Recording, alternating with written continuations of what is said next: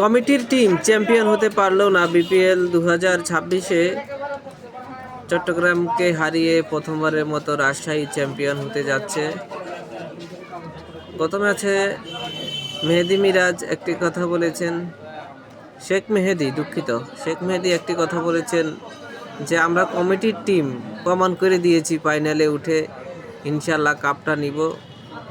যদিও কাপ নেওয়া হয়নি, তারপরেও কমিটির টিম ভালো খেলেছে, কারণ চট্টগ্রামের আগে কখনোই ফাইনাল খেলতে পারেনি, এবারই প্রথম।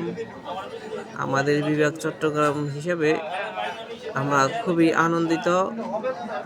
ধন্যবাদ শেখ মেহেদীকে, ধন্যবাদ সবাইকে। এবারের বিপিএলে আমি একটি ম্যাচও দেখিনি। কে কয়টা ম্যাচ দেখছেন আপনারা জানাবেন, এবং কাকে মিস করেছেন এবং কার খেলা উপভোগ করেছেন। ধন্যবাদ সবাইকে।